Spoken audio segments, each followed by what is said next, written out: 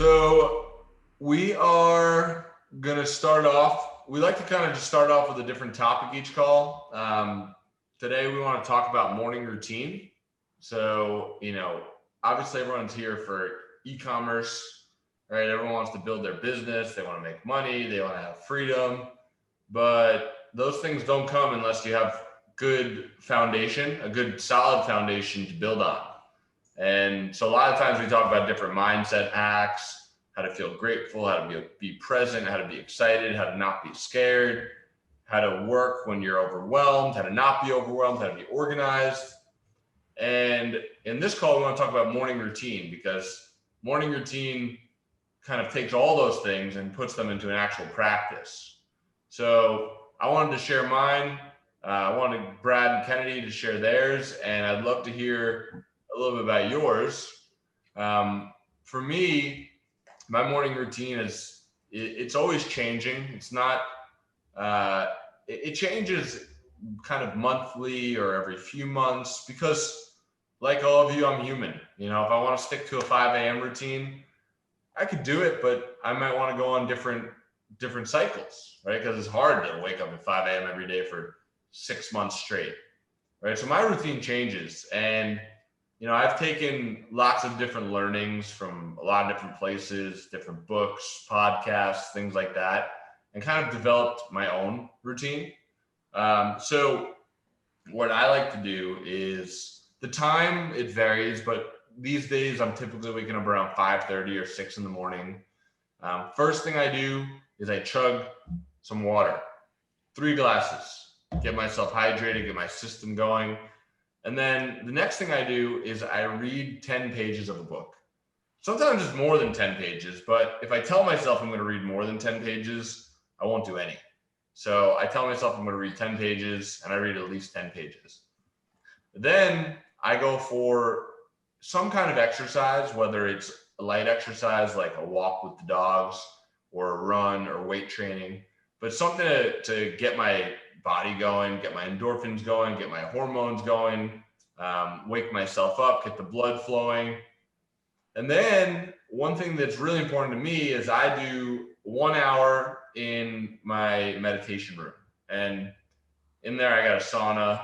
I have a little thing that I hang upside down on. I stretch, and I spend 1 hour in this room. And it's not that I necessarily meditate for an hour. I typically meditate for like 15 to 20 minutes, but I'm in the room and I'm stretching, I'm waking up, I'm moving my body around, I'm sweating in the sauna, right? And the whole time I'm not distracted by my device. So I'm not looking at my phone.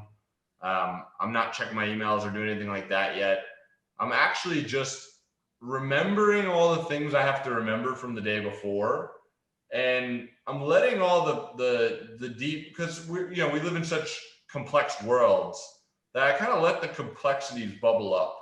So I start to feel what's making me feel stressed, feel the things I'm excited about, and I start to organize myself. And I think it's really important to organize yourself in the morning, because we do live in such a complicated world that sometimes when it compounds on itself, you get stressed, and then you keep cycling and you keep reacting, you fall deep into a hole. But I think if you can organize your mind and yourself in the morning, it starts you off on the right foot. And during that time, I do have a notebook in the room.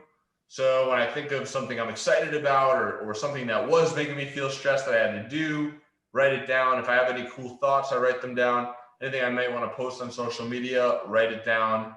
And then from there, by that time, it's around 8:30. That time I'll go to my desk, I'll catch up on things, and I'll get some creative work done. So that's my morning routine. Brad, Kennedy, one of you guys want to go next? Sure, I'll go for it. So mine there's a lot of similar aspects, but it's a little bit different. So for me, the most important thing of my morning routine is that I don't look at my phone or any devices. And it's not for the blue light or anything like that. It's just for my sanity. If I look at my phone, typically, we work with our team in China, and we work with people all over the world. If I look at my phone first thing in the morning, or if I go on social media, or I do any of the above, my energy is all over the place. I don't have control over it. I could look at something that's a problem or something that I don't really want to see. And I'm just inviting that into my world. So like, that's the number one thing for me. Don't look at my phone or my computer until I sit down to work. So I'll wake up, I'll chug one of these. This is a liter of water. And then I'll walk my dog. And I'll have my phone in my pocket because I'm usually like listening to a podcast or some good music first thing in the morning, just depending on what I'm feeling. Then I'll come back in. I'll do a little bit of mobility, foam rolling, stretching, get myself feeling good. And then typically I'll do like some sort of movement that just gets me sweating a little bit, and then take a shower. And then usually at that time I'll sit down and start working. I also meditate most days, sort of in between somewhere. It's not the same every day, but like I like to do at least like 5 to 10 minutes of just sitting with my thoughts, and trying to clear my mind. And if there's one thing that routine is missing that I'd love to have, it's some sort of like hot cold exposure. I would love to be able to do like a sauna ice bath situation. I don't have access to that right now, especially because of COVID. I was going to like a spa or like a bathhouse in the morning, but I don't have anything like that in my living situation. So that's the one thing that I would say is missing from like my ideal morning routine. And I actually wake up a fair bit later than like, let's say Jared's ideal morning routine. My ideal wake up time is somewhere between like 6:30 and 7:30. I've done the 5 a.m. thing. Jared and I used to have a trainer at 5 a.m. or 6 a.m. So we'd wake up at 5. Like, it's just too early for me. For me, like, I need 8 hours of sleep. And to wake up at 5 and get 8 hours of sleep, you typically like lose an hour of sleep during your actual sleep time. So I would need to go to sleep at 8 p.m., like be sleeping at 8 p.m. So it's just too early for me to get that in. So my ideal wake up time is a little bit later. I think mine's a little bit different than both of you guys. I wake up at 6 pretty regimentedly. And the first thing I do is take my dog out with warm lemon water. I take him on a walk to the beach. I usually listen to either NPR or something of the sort. So kind of like still like stimulating entertainment, but something that's more educational. I personally have most of my creativity in the first 4 hours of the morning. And so I pretty immediately after I walk, have my coffee, have a little breakfast of some sort, I immediately get to work, but I do not look at emails or communications with anybody. That way I can focus on the actual creative part of my job, like not distracted. We have our daily calls as a team and, we are in constant communication all day. But sometimes it can get really tedious and it can distract you from the focus that is your day. So I make sure that the very first hours of my morning are dedicated to anything creative and completely attention focused that I need to do. So I kind of flip my morning around in that my actual morning routine is only about the first hour of my day, if that. And then after I'm able to get that creative juices flowing and actually do all that work that I need to do is where I actually get to incorporate self-care into my, I guess, like midday. That's where I meditate. That's where I work out. That's where I call loved ones or do what I need to do for myself. But the beginning of my day is really focused on letting my brain just do what it needs to do for my job. And it's really worked for me. I've done a bunch of different ways. There's several podcasts that I've listened to kind of about how the ideal morning routine is, it's great and it's a great way to, I guess, stimulate people's ideas in terms of how they want to run their morning, but you need to cater your morning routine to when your brain is most active. So for me, that's what works best. Awesome. What I found really interesting that you said is that you're most creative in the first 4 hours of your morning. I think that's probably true for most, whether it's in the morning or the evening. Like, I don't think you have more than 4 or 5 hours at the most of like high output mental focus, which comes back to, I actually listened to the podcast that Jared did with Robin Sharma. Is it Sharma or Sharma? Sharma, right? Sharma. Yeah. This morning. And I think he called it the great 5 hours or the five, something about having that 5 hours of absolute focus, a deep work, and finding that time frame that's that for you, and putting your attention and everything that you have into that time window, like not looking at your phone, not texting people, not scrolling through social media or doing anything other than deep focus work. And then he said he just takes the rest of the day off. Like, he can get more done in that great 5 hours that he called it than most people get done in an entire week. Because most, if you're constantly doing one thing and then like texting your friend and like, or watching a YouTube video and, then going into another thing, like you never really get into that deep focus state. Yeah. The problem is that we live in a culture that's like, that makes you feel inferior if you're not grinding 18 hours a day and you're not, sleeping only like 3 or 4 hours, and you're not working all the time. If you follow people like Grant Cardone or like, some Gary Vee's a little bit like that. Like, there's a lot of people that people are following who want to be entrepreneurs. And I think it's all about grinding and hustle, when in fact, I believe the opposite is true. I think you have to work, you have to be consistent, you have to be committed, but it shouldn't be a consistent grind, because then you don't have the good energy to put towards the topics that you need them. So if you guys want to follow up more on the morning routine, check out the 5 a.m. Club by Robin Sharma. It's an awesome book. I always recommend it. I'm recommending it now. And I just recorded a podcast with them too, where we got in a lot deeper about all these topics. So you guys should check that out as well. I think also, like, as you progress, as you start doing more things, as you your decisions have more impact. So, grinding for 14 hours is not nearly as effective as making 2 or 3 good decisions. And if your mind's not clear, and if you're not in that high focus state, you're not going to make good decisions. I used to be a huge proponent of filling my entire to-do list. Like, if I didn't have every single like line on my written to-do list filled, like I wasn't working hard enough. But what ends up happening is you start distracting yourself with tasks that aren't even necessary, or just are filling your time with procrastination, essentially. And so that's why I don't even look at my to-dos for those creative hours where I'm focusing on writing, planning, whatever it might be, because you can get distracted by all the little things that you think you need to do. And what ends up happening for me is that when I finally do pick up my phone and I do respond to Slack messages and emails, and I do look at my to-do list, more than half of it's usually already done. Because a lot of what we do flows naturally when you're in that creative state. I love that. By the way, guys, we want to hear from you as well.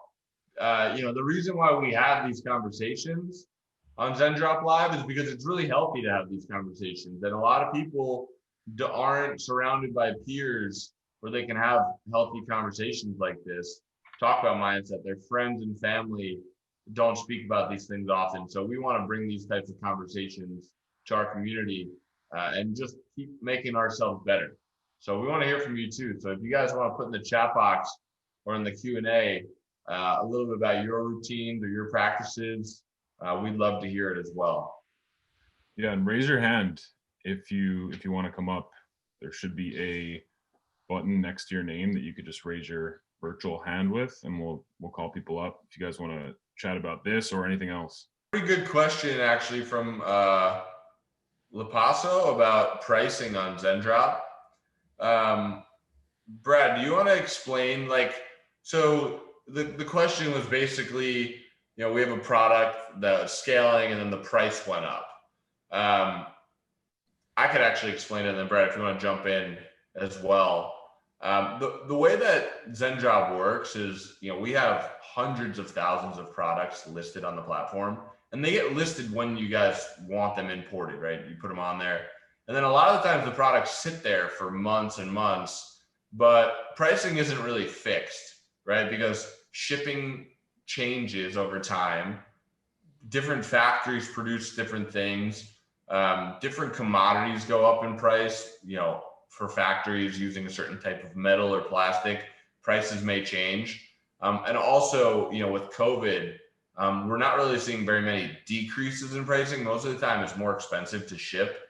So what happens is once you start making sales, if that price wasn't already updated, we may have to update it. But it's always going to be competitive with the market pricing. So they're never just being increased because we want to increase the price. It's simply because the price has been updated since the last time it was sold. Yeah, we actually want to do the opposite. We want to offer it for the lowest possible price we can. We just can't afford to take losses on those orders. So there's many different factors, but there's two main ones. One is the one that Jared just mentioned. For example, let's just say product A was imported by a Zendrop user 3 months ago, and product A had a few sales on it a few months ago, and then product A, the listing was dormant, meaning nobody made any sales on it for 2.5 months. And then you import product A to your store. Product A might have a different product cost and a different shipping cost, especially right when you make a sale, especially with COVID and the landscape of shipping logistics changing all the time. That's one of the reasons why we could have to update the price, especially right after you start selling it. So that makes sense. We'll always send you an email if you have a listing that has sales or anything that's been imported to your store, actually, that the price updates on. The other reason is simple supply and demand. So economics 101, if a product is selling a lot, the demand increases, but typically the supply of that product stays the same, which means prices increase until supply can increase, and then the cost could come back down. Cool. Yeah, I think that answers the question. Do you think it's a waste of time and money to make ads for products that are shipping from China and therefore won't arrive before Christmas? So it totally depends on what you're shipping, where, and when. So if you're shipping things right now, like they'll very likely arrive before Christmas, especially like if you're shipping to the UK or Australia. Like Europe is shipping fast. It's like 6 to 10 days. Australia is even faster. So you can sell like up until December 20th almost and guarantee your products. But the way that we've done it in the past is just be really transparent with your customers. Like put in your product description that this product may take up to 2 weeks to ship. And if somebody wants a refund or they reach out to you, you just have to let them know that, this was in the product description that it could take up to 2 weeks to ship. So it has to do with your kind of your own taste and how you want to run your business. But we definitely don't recommend not selling through Christmas by any means. You're going to miss out on a lot of money and a lot of sales. But, you don't want to ship something on the 23rd and tell someone it's going to be there by Christmas. You just have to be very open with them about shipping times. Do we resource videos for Zendrop products? So we're not creating videos for Zendrop products. There are a lot of video services out there that you can use. Viral ecom ads is a good one. It's a company that we were just made aware of recently. And they make videos for like $40 and they're actually good quality. But as of now, we're not creating videos for our Zendrop products. Brad, you want to take this one? Yeah, the question is, how do I find the shipping time for each product on Zendrop? So right on the product page, you'll see the shipping times for each country. So we split it up into US and international just to keep it simple for you guys. And it'll be broken down by shipping method. So right on the product page on Zendrop, you'll see that. You could also go, if you've imported the product to your store already, you could also go to your import list or your My Products page, and you'll see each product you've imported. You can click on those. It'll take you right to the product page. You want to share your screen real quick and show Ava? She said she doesn't see it anywhere. Go into our test account just so you can see what I'm talking about. So I'll just go to the Find Products page and look for any random product. So you're going to see the estimated shipping times down here. You'll see regulars selected by default. It's going to be 10 to 20 days to the US for regular shipping. And then all the international countries, the estimated shipping times are down here. And then you'll see the express shipping times. And then if you click on this little learn more button, you'll go to a help article that we crafted for you guys that has a much more accurate shipping estimation for each shipping method to each country we ship to. So you'll see regular shipping here, every country we ship to. You'll see an example of the shipping labels. It's actually really cool to note that our regular shipping method has a return address or a sender address that's actually in the country you're shipping to. So that's really cool. So it doesn't have a bunch of Chinese lettering on the package when your customer receives it. Same deal with express shipping. You'll see here the countries we ship to for express, the estimated shipping times, and examples of the labels. And then for economy, you'll see all that as well. Yeah, so that little learn more button, that has all the specific details for you, Ava. So you can check that out. And those are the shipping times that we promise to get them there. So Ava, she said that most products are 20, 30 days, but you're saying to ignore that and use the article. So I guess there's two questions. The 20 to 30 days is for, I think you're referring to economy shipping. So it's economy shipping, that's the estimated shipping time, but for regular shipping, which is only 50 cents more, the estimated shipping time frame on the app is 10 to 20 days, but you can go, that's just a broad range. You can go to the actual help article that we wrote to get a much more precise range. And then obviously Express ships even faster. Cool. So I'm going to answer the next question here. And guys, anything you're struggling with, anything that you're uncertain about, or you're trying to figure out how to get this thing off the ground and you don't know, no questions dumb or slow, like ask away. This is your time. We're dedicating this time to you guys to help you. So, ask away. Robin asked, could you explain the connection between EH Product Finder and Zendrop? If I'm looking for products on AliExpress and it's better for me to look at EH Product Finder to find the most reliable products as suppliers. Basically, EH Product Finder is an older software that we had. We built it a few years ago, and it's a product finder tool. It's more like what products are trending, which products are viral. There's a few hundred products on there.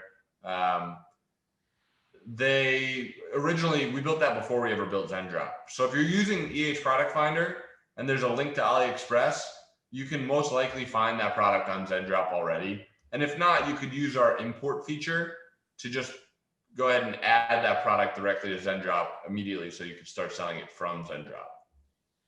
Brad, do you want to take Robin's question about shipping labels? Sure. Her question is the return address on the shipping labels. Can we use these for our return process if needed?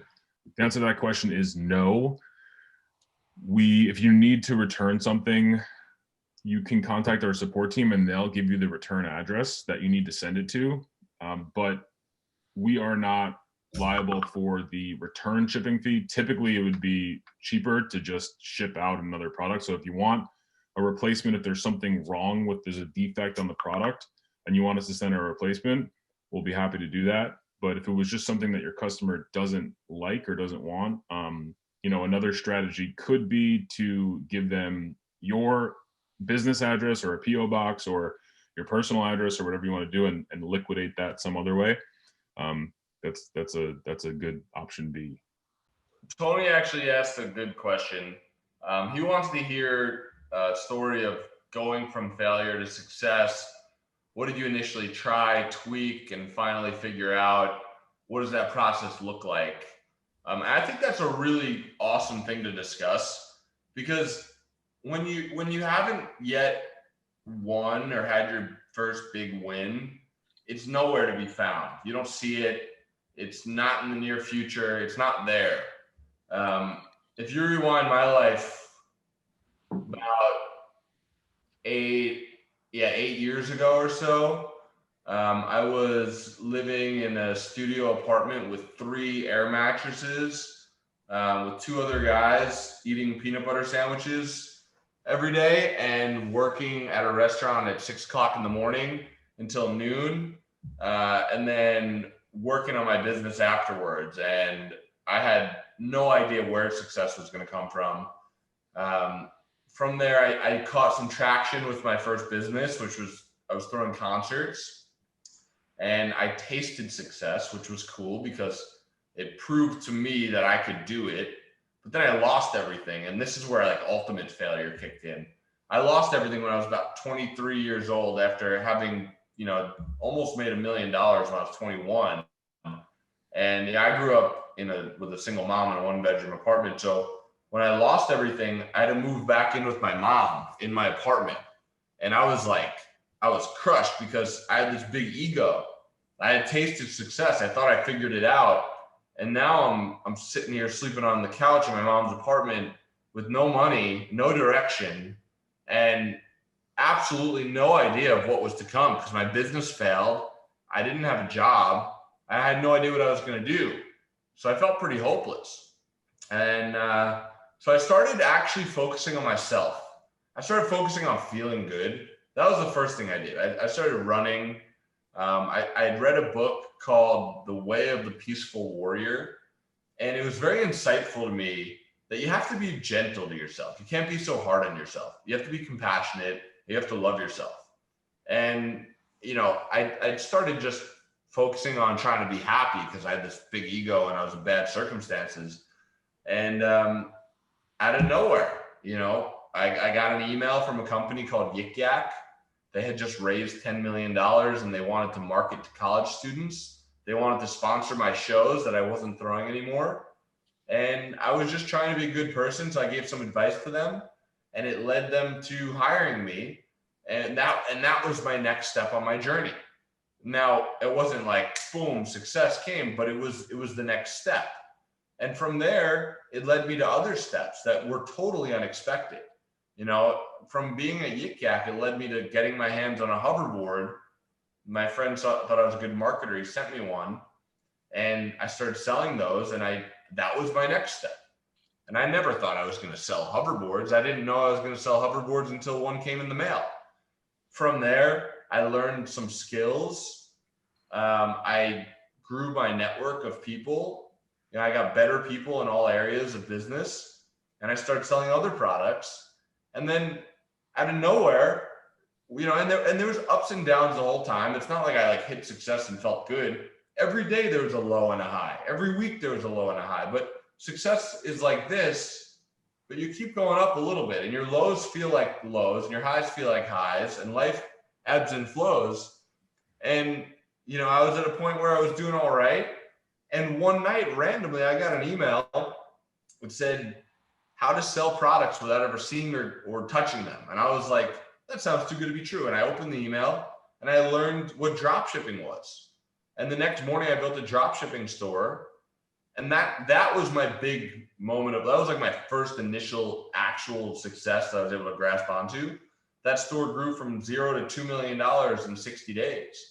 But 2 days prior to getting that email, I had no idea that was going to come. So the moral of the story is, and obviously the story goes on much longer. I'm not going to tell the whole thing because that'll take all night. But the moral of the story is that you're blind to the opportunities that are going to come. And what's going to happen in your life is almost guaranteed, but very much more than likely, not what you expect to happen. And it's also more than likely better than what you expect to happen. So the moral of the story is, when you first get started, you're throwing shit at a wall and a little bit of it's sticking here and there. But as you keep growing, as you keep learning, gaining more confidence, working with better people, getting a better team, surrounding yourself with people that have more knowledge, now the shit you throw at the wall, more of it sticks because you have better odds of being successful.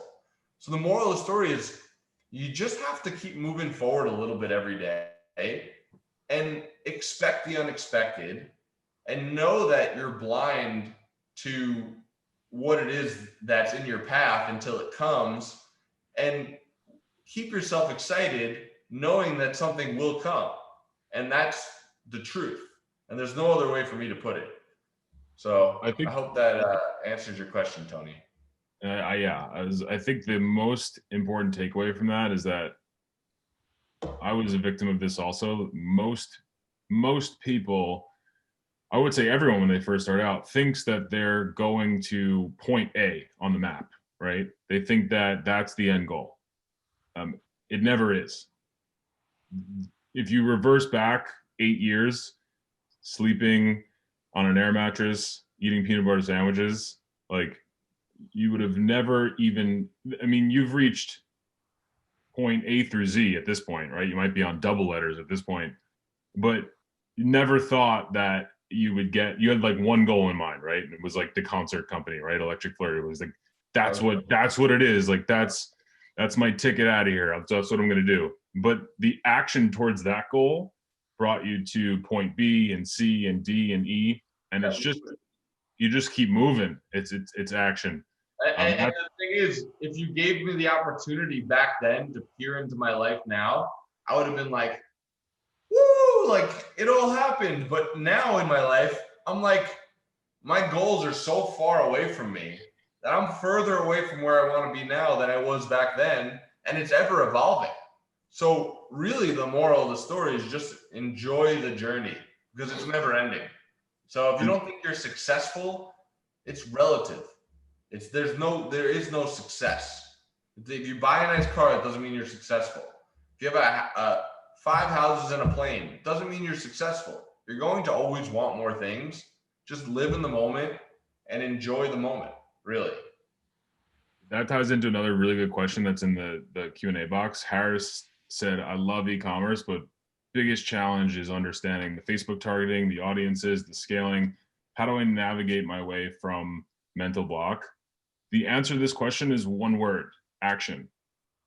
We could elaborate on it, but simply the answer is action, because taking an action is going to lead to positive externalities that you would have never thought up or dreamt up had you not taken the action.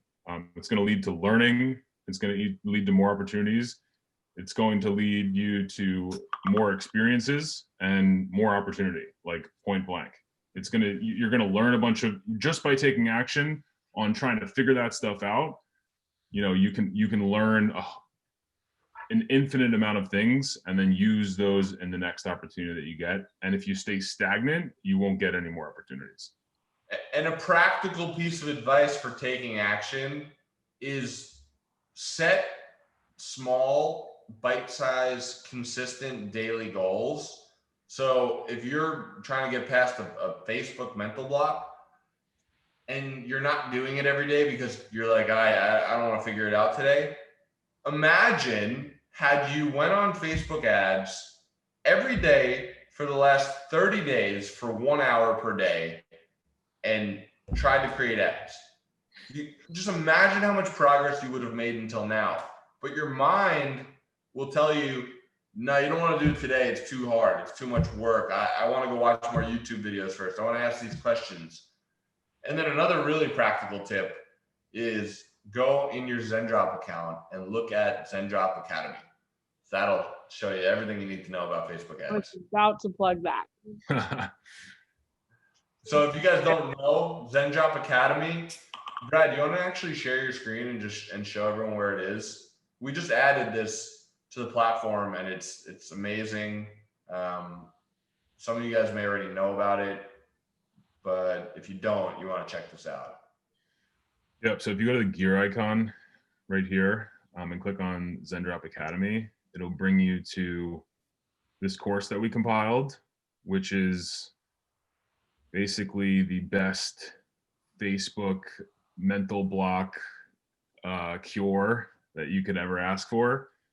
Whatever you're stuck on, you'll likely find the answer here. So if you're brand new, we've got the A to Z setup of how to set up your Facebook page, how to organize it all, how to install your pixel, the fundamentals, the Facebook ad auction, how it works, and then a ton of conversion rate optimization here, and then a really in-depth breakdown by Tim Bird, who is one of the most knowledgeable people I've ever met in regards to the Facebook algorithm. The guy's like a wealth of information. He's spent, I don't know the exact number, but it's probably close. Like it's definitely in the nine figures of money on Facebook with clients. The guy knows it all. So that's all here for you.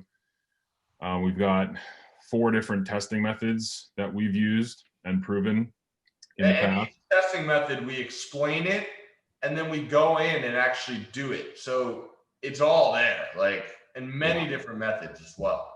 Yep. And then, once that data comes back, we'll teach you how to analyze and interpret it. And there's some scaling strategies in here. There's how to create custom audiences, lookalikes, really powerful ways to use the data that Facebook, that you're collecting on your Facebook pixel. So definitely check that out if you're a pro member on Zendrop.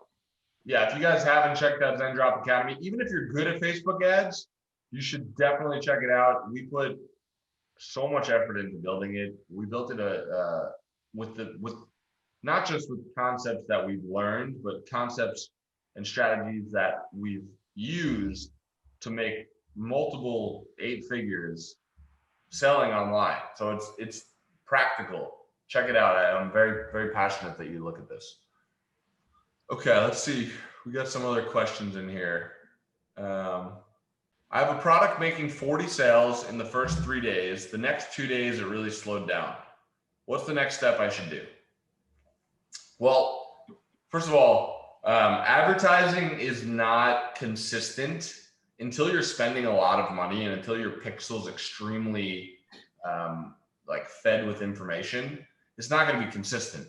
You may have a day where you have a 3x ROAS, and then the next day you might have a 1.5, right?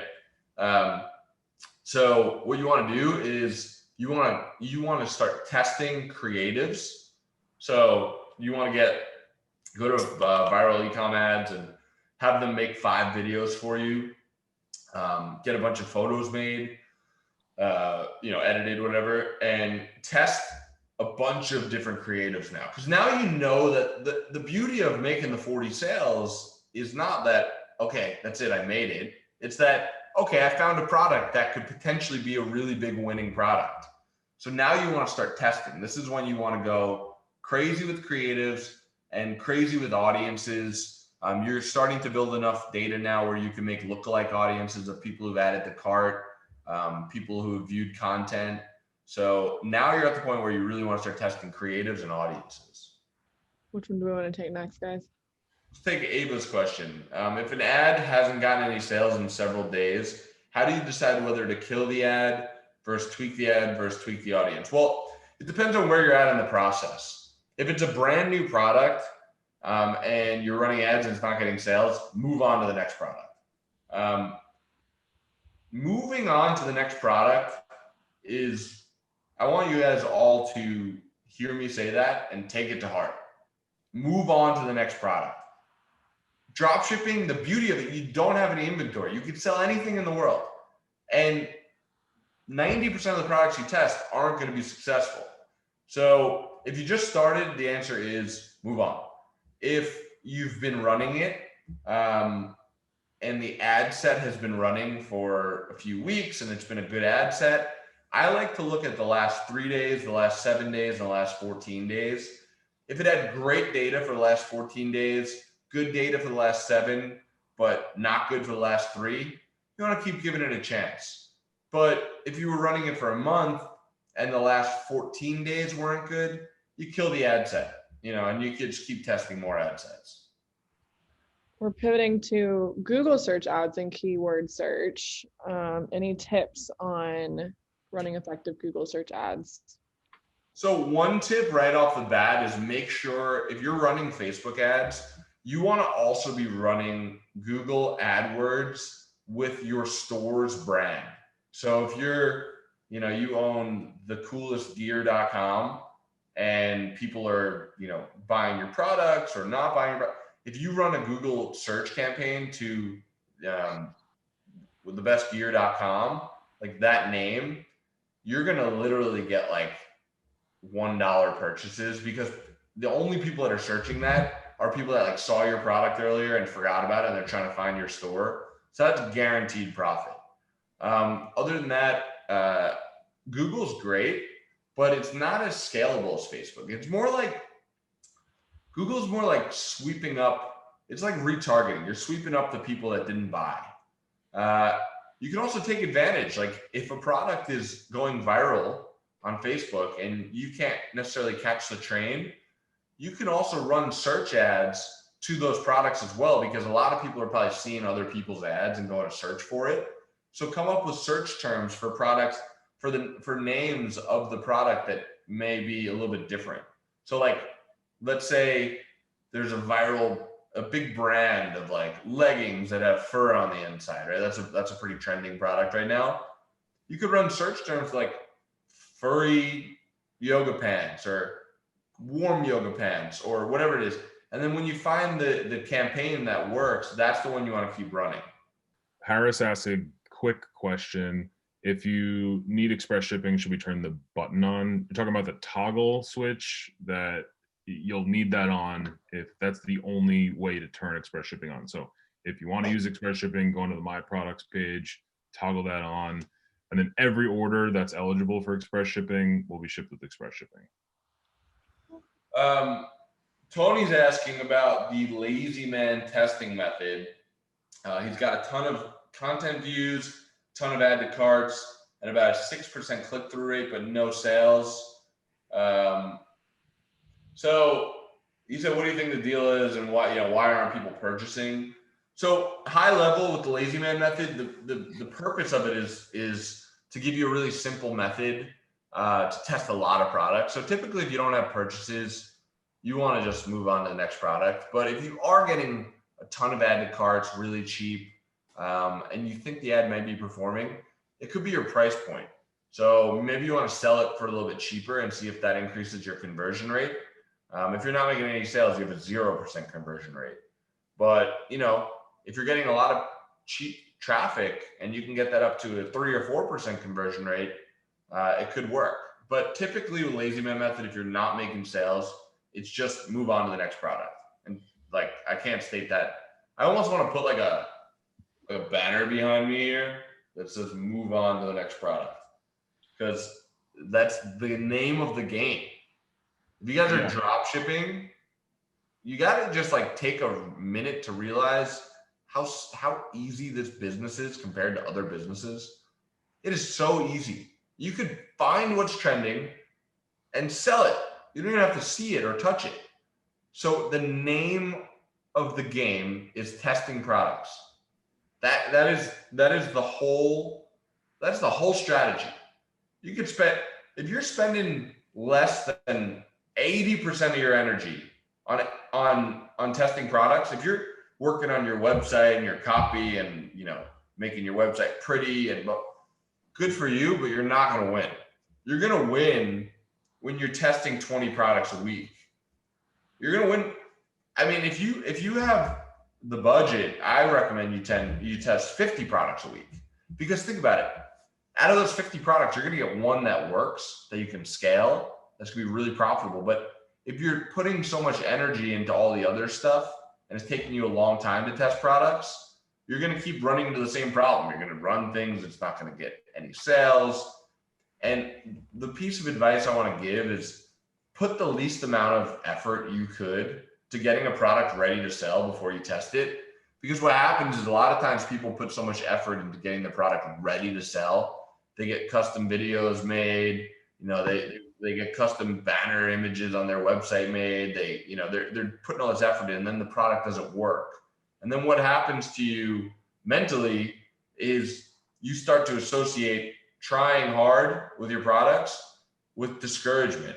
So you're like, oh, if I try hard, I'm going to get discouraged. And then you give up. So if you don't put much effort in, if you literally just import a product from Zendrop, get the quickest ad you can get and test it, and it doesn't work, you didn't put that much effort in. So you move on to the next product.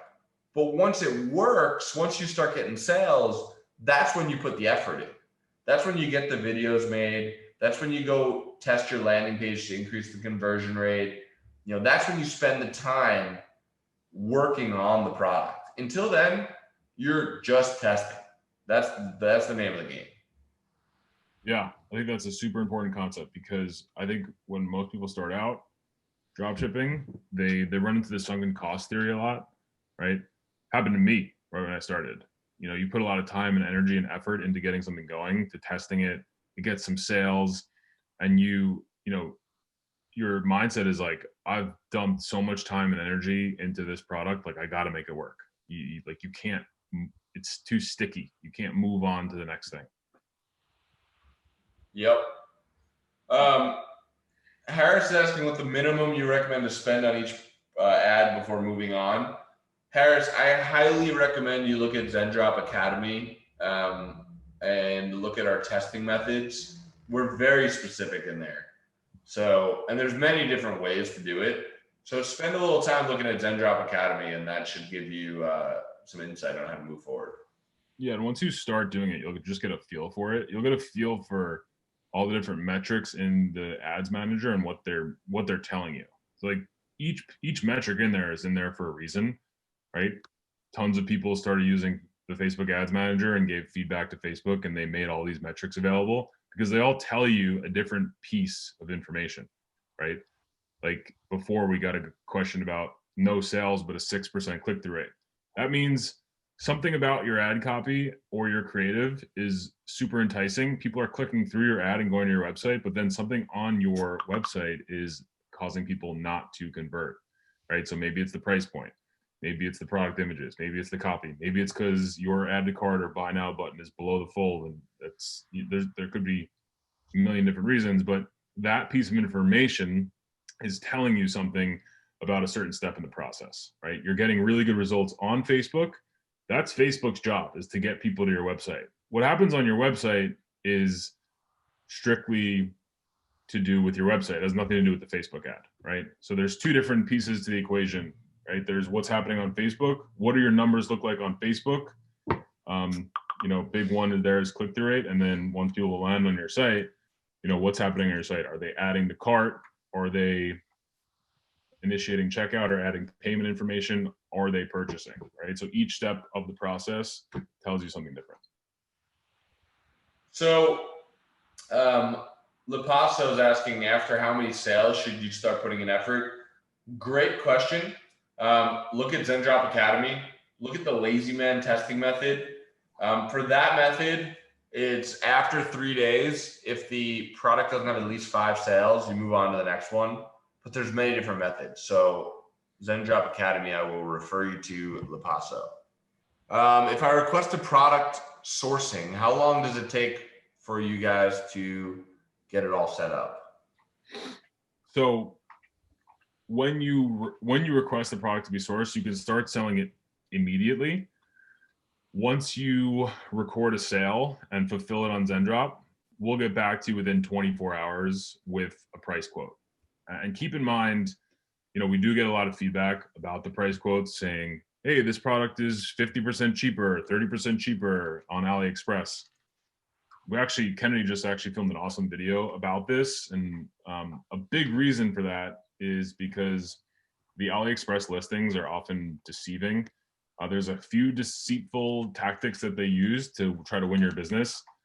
The main one is they'll have the product costs up there, but then if you go to actually check out and ship something to your customer, there's these ridiculous shipping fees if you don't select like the standard shipping method, which is usually like 30 days plus, comes with limited tracking information. If you want like a reliable... Hello. I'm pulling up for you guys and it started playing. If you want a reliable shipping method, then it typically costs way more than we'd quote it for. So we're always going to give you the quote with reliable, fast shipping, because we know that's what you need to sustain an actual business. And so, yeah, I was just going to say that. Yep. I just put the link in the Zoom chat. Kennedy, you put it in for panelists. I sent it to the attendees as well. Oh, there we go. Okay. Basically, high level, AliExpress is very deceptive with their pricing. So if you want to see more specifically, There's a video that's right there that you guys can check out. Brad, there's a question about will there be a discount if I have at least 3 stores on Zendrop monthly subscriptions? Yeah, so for your monthly subscription, you'll only pay for 1 pro account. So you'll get unlimited stores once you sign up for 1 pro account. So just hit up our support team, tell them your email address that you signed up with, and they'll go in the back end and upgrade the other accounts that you have as well. And we're also working on building out a feature where you'll be able to access all of your stores in one Zendrop account. But for now, obviously we don't want you paying for more than you should. So you just need 1 pro account and contact our support team and they'll get you squared away. You know, these calls are they're very small. We're not emailing the whole list about it. Only people that have joined other calls, but they'll probably get bigger. So take advantage while they're small. Tony asks, what's your take on guru type membership programs? So there, you really just got to be careful who you're learning from. I mean, mentors in general, like, they help you learn faster. You can learn methods of other people. We used to sell a course called Ecom Hacks Academy, and we have thousands of students on it. We don't sell that course anymore because we're focused on Zendrop now, fully. But you got to be careful. There's a lot of fake gurus out there. There's a lot of people that have done a couple $100,000 in sales on their store, and they like to flaunt that so they could sell you a course, but they haven't really had success. There's also a lot of free information you can get. I think between these calls and Zendrop Academy, you pretty much got everything you need. So, this is kind of an opportunity to have free mentorship from us. But if you find someone that you really like and you want to follow, then go, by all means do it. I mean, I pay for mentorships. I paid a good friend of mine, who's now a good friend of mine. I paid about $5,000 a month for CEO mentorship.